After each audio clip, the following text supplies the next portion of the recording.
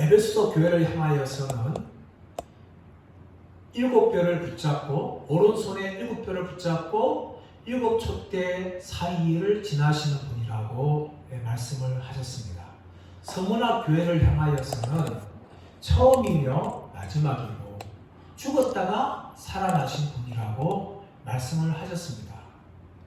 그리고 버가모 교회를 향하여서는 좌우에 날선 검을 가지신 분이라고 예수님은 스스로 소개를 하셨습니다.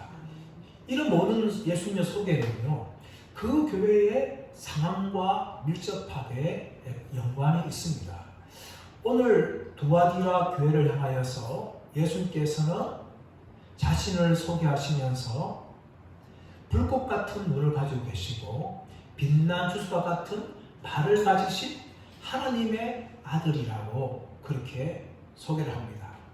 두아디라 교회는 두아디라 도시에 세워진 교회입니다.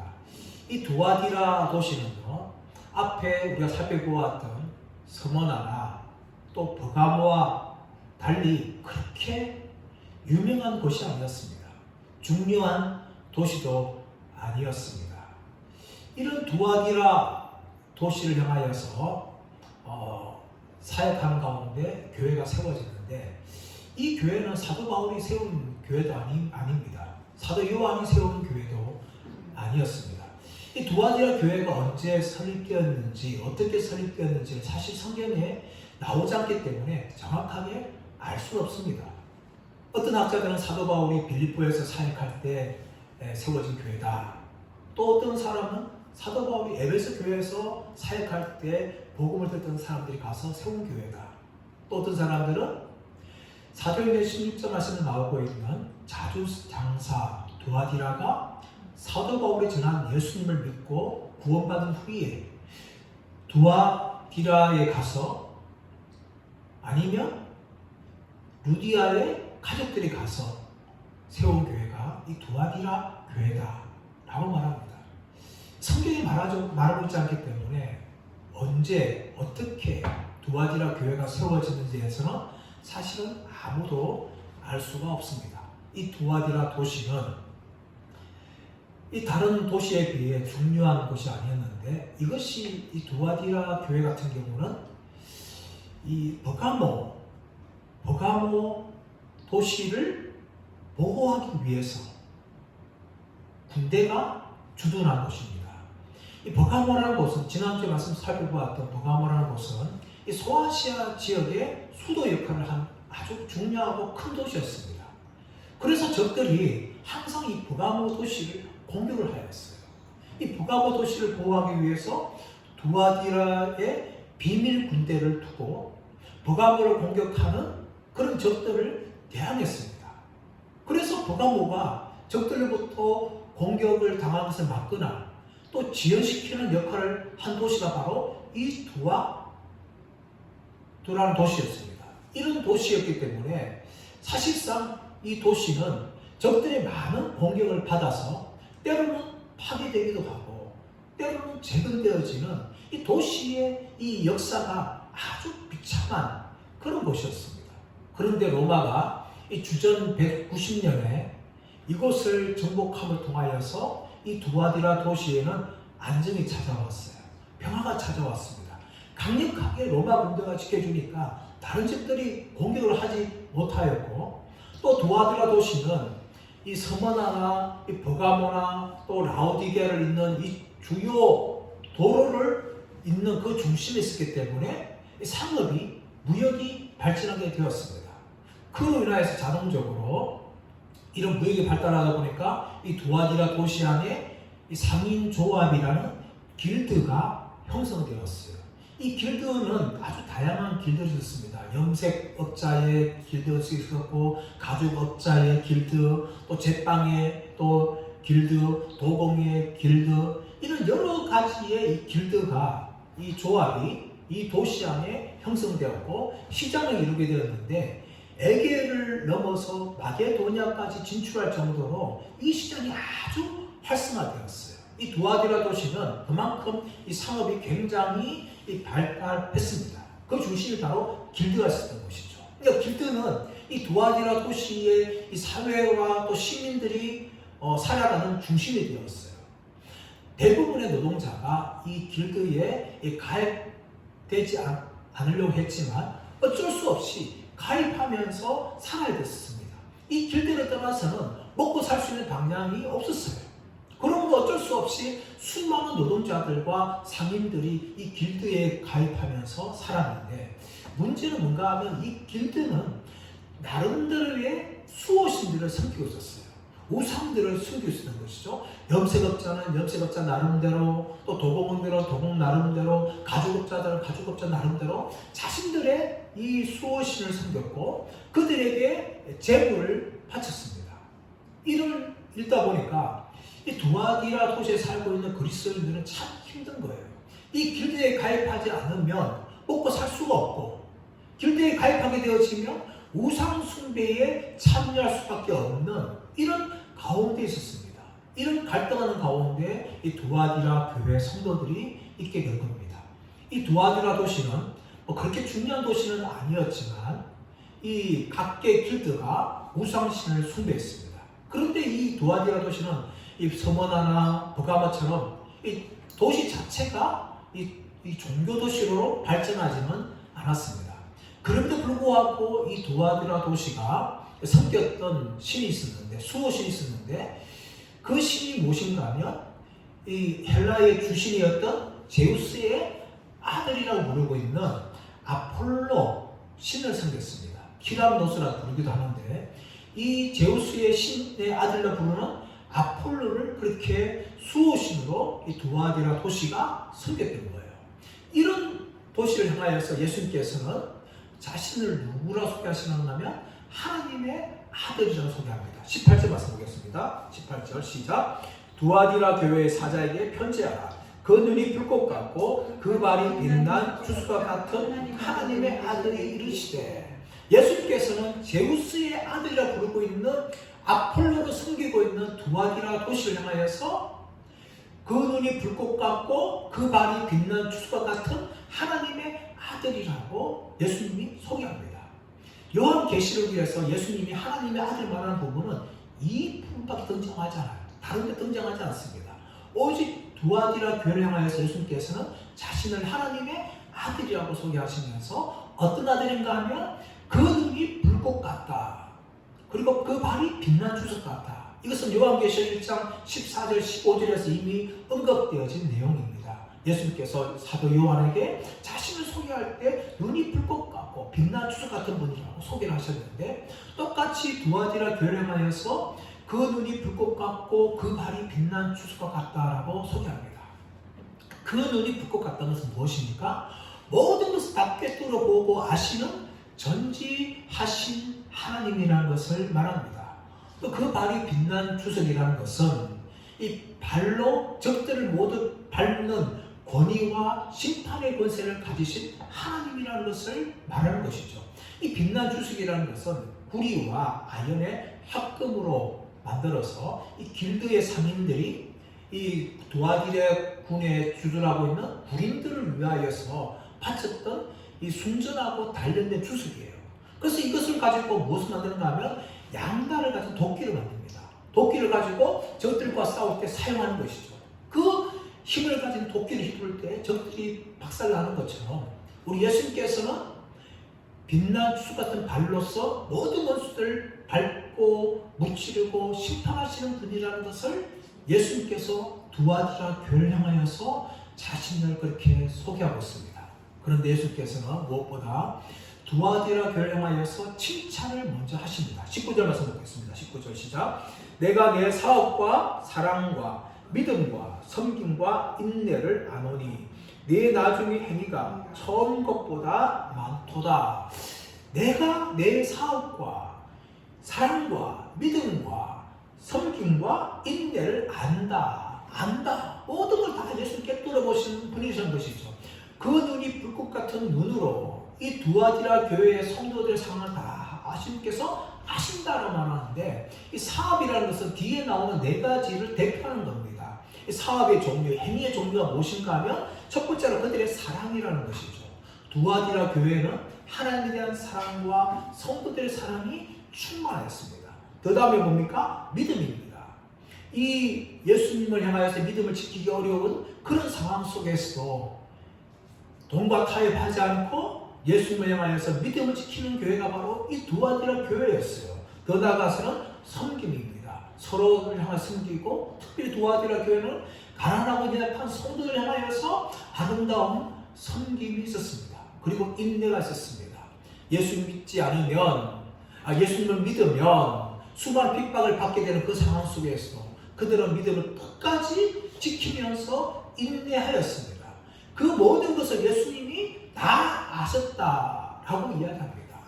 사랑하는 여러분, 우리가 신앙생활을 하면서 우리는 예수님의 눈을 의식해야 되는데 때로는 사람의 눈을 너무나 많이 의식합니다. 다른 사람 나를 어떻게 볼 것인가, 또 그들이 하는 말에 대해서 우리는 굉장히 민감합니다. 그들의 말에 따라서 우리는 휘둘리게 되어지고 때로는 교회 생활하다가 실망을 하게 되는 것이죠. 내가 충성할 때 또 나를 향하여서 금당한 사람들의 말 들으면 마음에 낙심이 되어집니다. 왜 그렇습니까? 우리가 예수님을 의식하는 것이 아니라 사람들을 너무나 의식하기 때문이에요. 사람들은요, 우리를 다 알지 못합니다. 우리 마음의 중심도 알지 못해요. 그러나 예수님께서는 우리의 모든 중심을 아시고 모든 걸 다 아시는 분입니다. 그러나 우리는 이런 예수님보다 사람들의 눈을 너무나 의식하고 사람들의 평가에 너무나 의식하는 것이죠. 그런 말미암아 교회생활 하면서도 우리는 때로는 낙심하고 실망할 때가 너무나 많습니다. 사랑하는 여러분, 우리가 우리의 눈을 예수님께 고정하시길 바랍니다. 우리가 무엇을 하든지 간에 우리의 모든 걸 다 아시는 예수님 앞에 예수님을 향해 기쁘시게 하도록 최선을 다하시는 저와 여러분 되시길 간절히 바랍니다. 그럴 때 여러분, 사람들로부터 자유하게 되어집니다. 사람들의 말과 사람들의 평가와 사람들의 눈에 의해서 자유하게 되어지고 우리는 주님만 바라보며 주님이 아십니다 라고 말하면서 믿음의 길을 걸어갈 수가 있는 것입니다. 두아디라 교회를 향하여 예수님께서 말씀하십니다. 내가 내 사업과 사랑과 믿음과 섬김과 인내를 다 알고 있다 라고 말씀하시면서 네 나중 행위가 처음보다 더 많도다 라고 이야기합니다. 이런 사랑과 믿음과 섬김과 인내의 행위가 처음만 뜨거웠던 것이 아니라 시간이 갈수록 더 많다. 질적인 면이나 양적인 면에서 훨씬 더 낫다라고 말합니다. 이런 예수님의 평가와 달리 우리는 때로는 어떻습니까? 처음엔 뜨거워요. 예수 믿을 때 참 뜨겁죠? 근데 시간이 갈수록 에베소 교회처럼 뭡니까? 첫사랑을 잃어버립니다. 미시간을 버립니다. 헌신도 작아집니다. 예수님을 바라보다는 사람을 더 의식하는 그런 시간으로 신앙생활로 바꾸어 버리고 맙니다. 이것이 대부분이 우리의 모습이에요. 그러나 두아디라 교회는 어떻습니까? 처음 것보다 나중 행위가 더 많도다 라고 이야기합니다. 시간이 더 갈수록 예수님을 사랑하고 성도들을 사랑하는 그 사랑이 더욱더 깊어지고 있고 믿음도 더 깊어지고 있고 섬김도 더 많아지고 인내가 더 충성스럽게 성장하고 있다고 예수님이 평가를 하고 있습니다. 사랑하는 여러분, 저와 여러분도 이런 두아디라 교회의 모습이 되기를 축복합니다. 처음보다 더 사랑이 깊어지고 더 믿음이 뜨거워지고 더욱더 섬기고 더욱더 인내하게 되어지는 이런 모습이 있기를 축복합니다. 에베소 교회 어떤 교회였습니까? 첫사랑을 잃어버렸어요. 처음에 뜨거웠는데 그 첫사랑 시간이 갈수록 잃어버리고 맙니다. 오늘날 수많은 사람들과 허다한 교회들이 에베소 교회처럼 첫사랑을 잃어버립니다. 첫 가졌던 사랑, 첫 가졌던 믿음, 첫 가졌던 섬김의 자세, 또 첫 가졌던 인내의 자세를 다 잃어버릴 때가 얼마나 많은가. 시간이 갈수록 점점 작아지는 모습을 보여주고 있습니다. 사랑하는 여러분, 두아디라 교회는 처음보다 더 나중이니까 더 충만했습니다. 우리는 시간이 갈수록 이 두아디라 교회처럼 더욱더 주님을 더욱더 뜨겁게 사랑하고 더 충만하게 믿고 더 섬기고 더 인내할 수 있는 믿음의 사람들 되시기를 예수님의 이름으로 축원합니다. 이렇게 예수님께서는 두아디라 교회 향하여서 칭찬하신 후에 이제는 책망과 경고의 말씀을 하십니다. 어떤 책망하십니까? 20절 말씀을 보겠습니다. 20절 시작. 그러나 내가 내게 책망할 일이 있노라. 자칭 선지자라는 여자 이세벨을 내가 용납함이니 그가 내 종들을 가르쳐 깨어 행음하게 하고 우상의 제물을 먹게 하는도다. 예수님께서 두아디라 교회를 향하여서 내가 네게 책망할 일이 있노라 라고 말합니다. 그것이 무엇입니까? 자칭 선지자라는 여자 이세벨을 내가 용납함이니, 용납한 결과가 뭡니까? 그가 내 종들을 가르쳐 깨어 행음하게 하고 우상의 제물을 먹게 하는도다. 이 두아디라 교회 성도들을 꿰어서 행음하게 하고 우상 제물을 먹게 하는 이 일을 했던 사람이 뭔가 하면 자칭 선지자라고 있는 여자 이세벨입니다. 이 사람이 정확히 누군지는 사실 이름이 등장하지 않아요. 그런데 두 가지 특징이 가지고 있죠. 하나는 무엇입니까? 자칭 선지자라는 겁니다. 신약 성경이 완성되기 이전에 교회 안에는 이 선지자라는 직분이 있었습니다. 사도 다음에 가는 것이 바로 선지자예요. 선지자는 어떤 사람들입니까? 하나님의 말씀을 전달하는 사람들입니다. 그들이 본 것에 대해서, 환상에 대해서 성도들에게 말해주는 것이 바로 선지자였는데, 남자뿐만 아니라 여자들도 초대교회에서는 예언을 하였어요. 선지자 활동을 한 겁니다. 그런데 이 여자 이세벨은 어떤 사람이었어요? 하나님께서 세우신 선지자가 아니라 자칭 선지자라고 말했던 사람이었습니다. 또 그뿐만 아니라 이 사람은 여자였어요. 여자였는데 이세벨이라고 이야기합니다. 우리는 이세벨 생각하면 열왕기상 16장을 보시면 아합의 아내 이세벨을 떠올릴 수 있습니다. 이세벨은 어떤 여자였습니까? 시돈의 왕 엣바알의 딸이었습니다. 시돈 사람들은 바알을 숭배했는데 이 바알을 숭배했던 이 이세벨이 북이스라엘 왕이었던 아합과 결혼합니다. 그래서 북이스라엘 전역에 이 바알 숭배가 성황이 되어지는 것이죠. 아합과 이세벨이 결혼하기 전에는 이 바알 숭배가 조금 있었어요. 그런데 아합과 이세벨이 결혼한 후에 북이스라엘 전체의 바알 숭배가 극심했습니다. 이 바알은 폭풍우와 풍요를 주관한 신이었어요. 그러므로 이스라엘 백성들의 굉장히 매력적인 신이었죠. 그런데 이 바알 숭배를 하는 그 제사 현장에는요, 몸에 자해를 하기도 합니다. 또 항옥에 빠지기도 합니다. 그뿐만 아니라 이 바알 숭배라는 여사제와 남자 제사자들이 행음을 합니다. 그것을 보고 바알이 흥분해서 하늘에서 비를 내린다. 그래서 음행한 종교가 이 바알 종교였어요. 이세벨이 들은 걸 통해서 이스라엘 전역에 이 바알 숭배가 퍼짐을 통하여서 이스라엘 전체가 이 바알 숭배 때문에 행음에 빠지게 되는 그런 죄를 범하였죠. 그래서 하나님께서 엘리야를 통해서 갈멜산에 바알 숭배에 부르셔서 그들을 죽이시는 그런 일을 행하십니다. 오늘 말씀에 나오는 여자 이세벨은 구약 성경에 나왔던 이세벨처럼 온 이스라엘을 우상 숭배했던 것처럼 이 여자 이세벨이 두아디라 교회 성도들을 꿰어서 죄를 짓게 했습니다. 그 죄의 결과가 뭡니까? 행음하게 하고 우상의 제물을 먹게 했다는 겁니다. 그러므로 이 여자 이세벨이 두아디라 교회에 했던 것은 무엇인가 하면은 이 길드에서 우상 축제를 할 때에 성도들을 초청합니다. 그래서 그들로 하여금 길드에서 우상 숭배하는 행을 참여하게 합니다.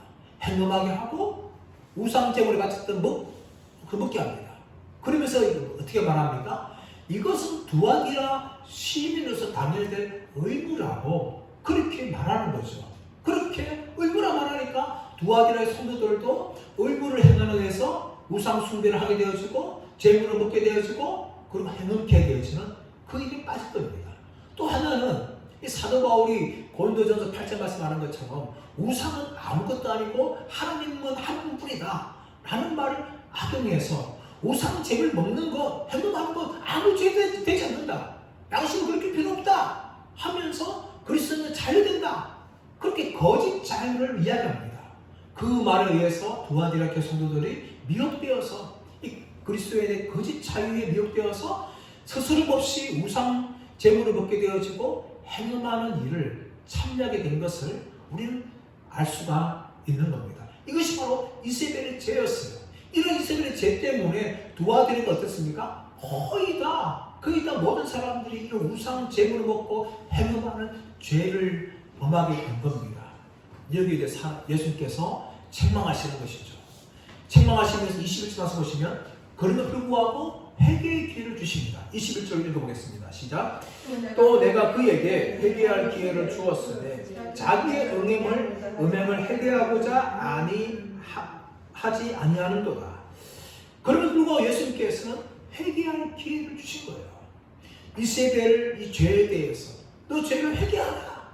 회개의 기회를 주었는데 여자 있으면 어떻게 합니까? 회개하지 않는 거죠. 21절 하반절 말씀 보시면 자기의 음행을 회개하고자 하지 아니하였도다. 분명히 예수님께서는 회개할 기회를 주셨어요. 그 죄에서 기회를 주셨습니다.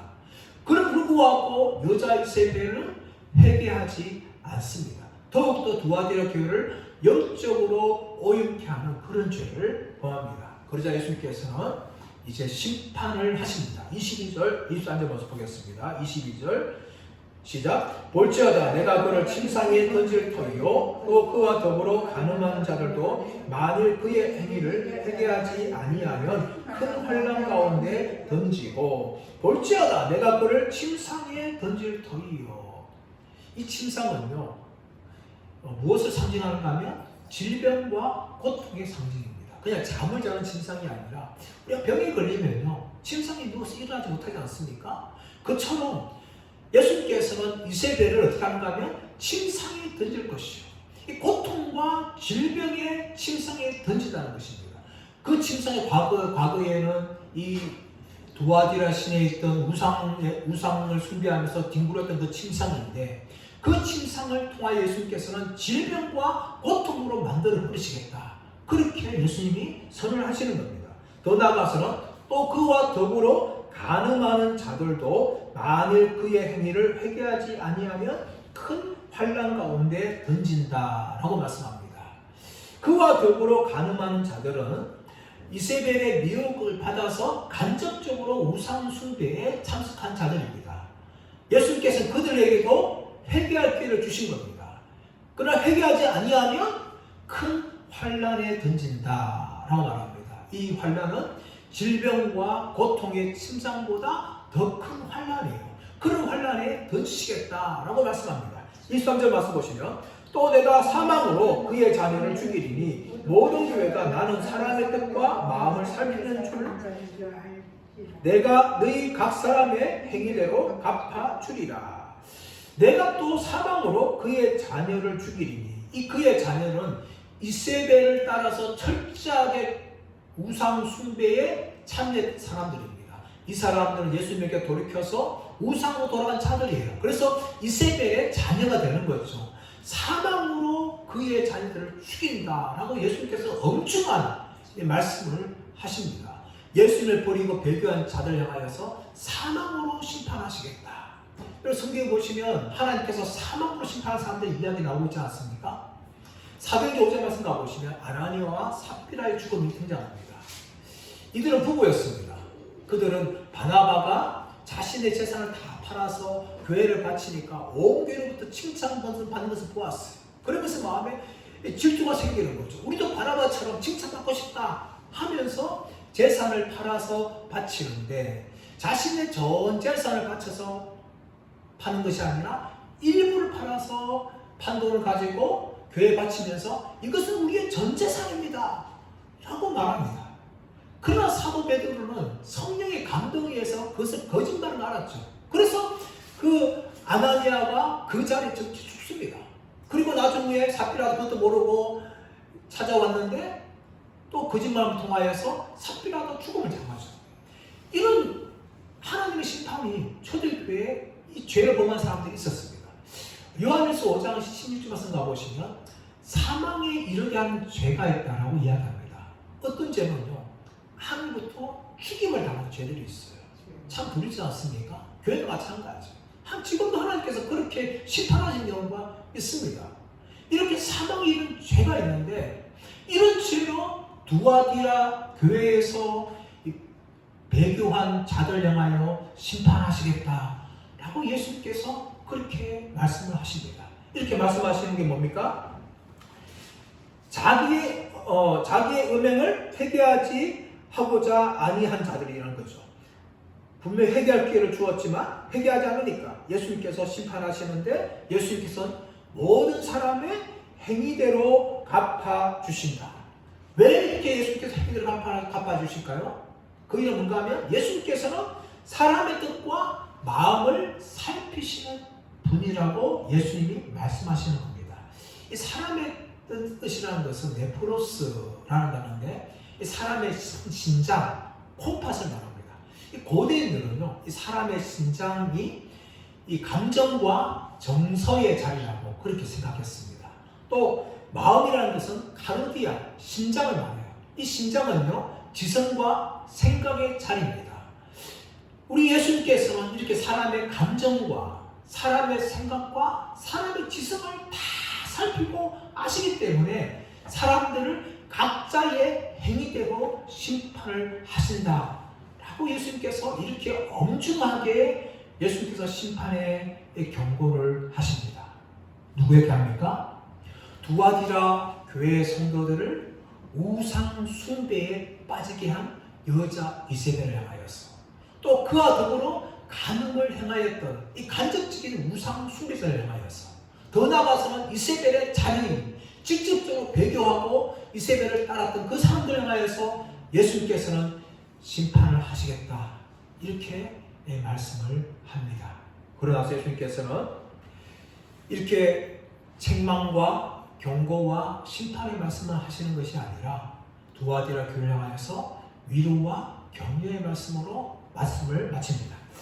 23절 말씀 보십시오. 24절 말씀, 24절, 25절 시작. 두아디라에 남아있어 이 교훈을 받지 아니하고 소위 사탄의 깊은 것을 알지 못하는 너희에게 말하노니 다른 짐으로 너희에게 지을 것이 없노라. 다만 너희에게 있는 것은 내가 올 때까지 굳게 잡으라. 두아디라 교회가 이 영적 이세벨의 유혹에 의해서 정말 배교하는 일이 일어났습니다. 그러나 많은 사람들이 배교를 하였지만 그 중에 남아있는 사람들이 있었어요. 24절 말씀 보시면 두아디라에 남아있어 이 교훈을 받지 아니하고 소위 사탄의 깊은 것을 알지 못하는 너희에게 말하노니, 이 사람들은 두아디라 교회 안에서 이 영적 이세벨의 가르침에 미혹되지 않고 끝까지 믿음을 지킨 사람들이었습니다. 이들은 남은 자들이었어요.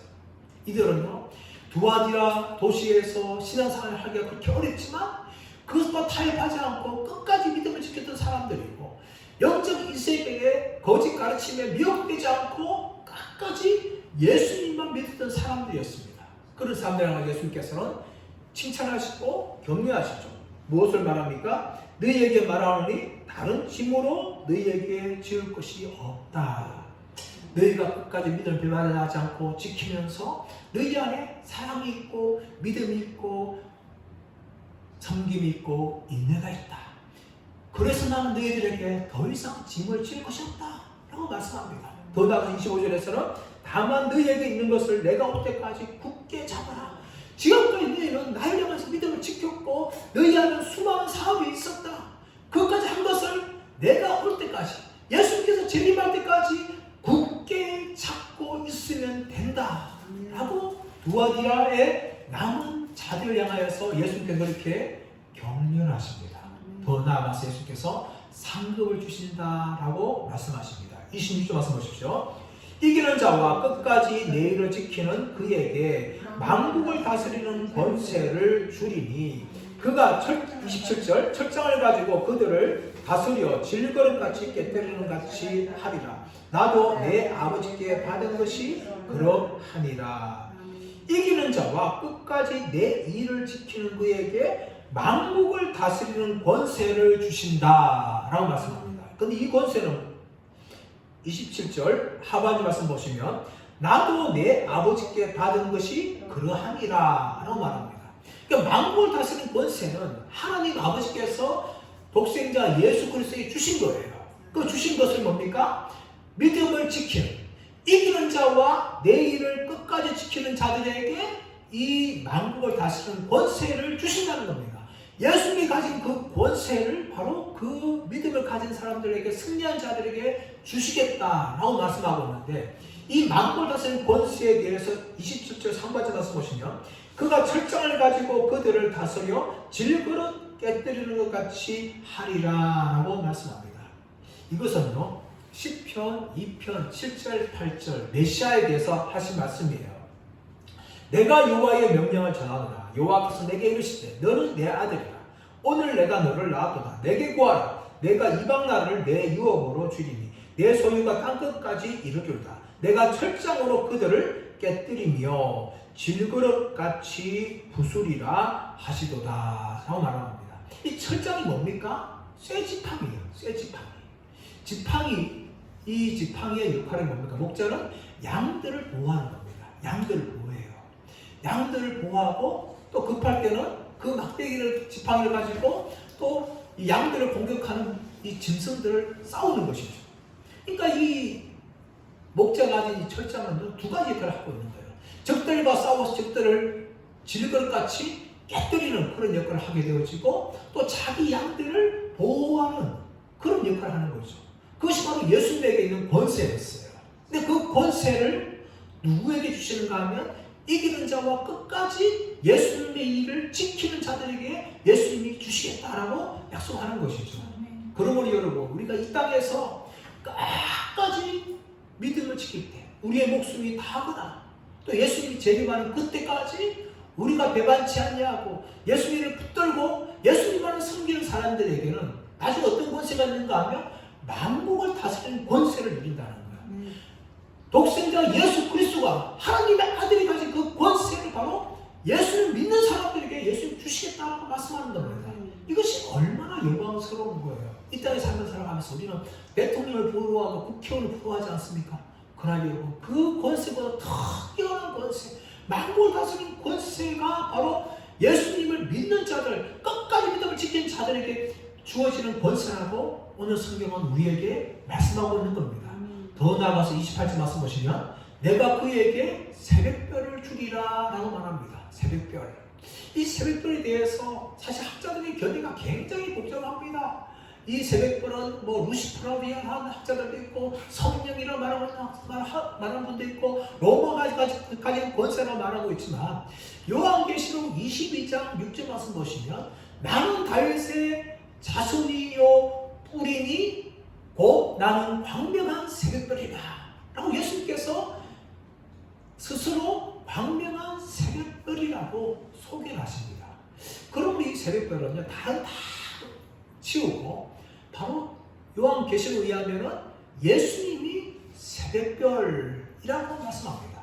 예수님께서 바로 끝까지 믿음을 지킨 자들에게 예수님을 주시겠다라고 이야기하는 거예요. 이것이 얼마나 큰 복입니까?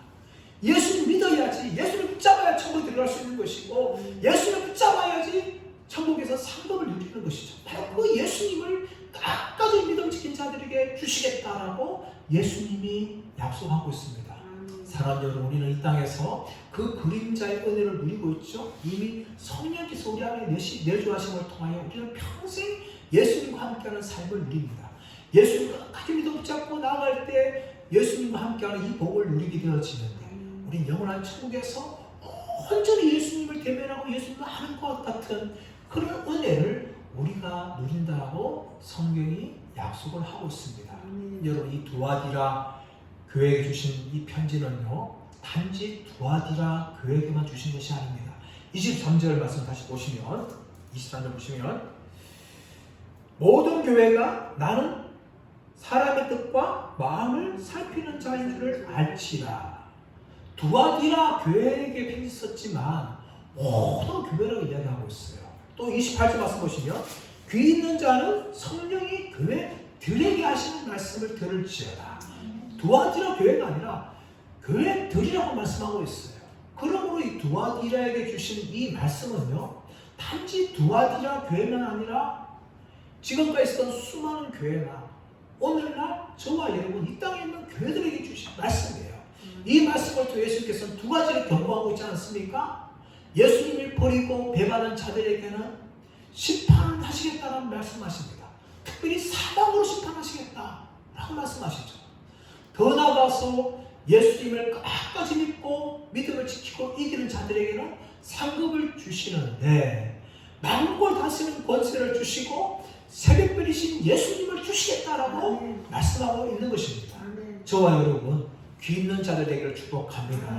그러므로 우리가 끝까지 예수님을 붙잡기를 원합니다. 어떤 유혹이 오고 어떤 핍박이 찾아온다 할지라도 끝까지 예수님 붙잡고 믿음을 지키며 이기는 자들 되기를 축복합니다. 그래서 사망으로 심판당하는 것이 아니라 만국을 다스리는 권세를 누리고 또 천국에서 새벽별이신 예수님을 대면하고 예수님 온전히 경험하게 되시는 이 복된 상급을 저와 여러분 모두가 다 누리시기를 축복합니다. 끝까지 믿음을 지켜서 승리한 분들 되시기를 간절히 바랍니다.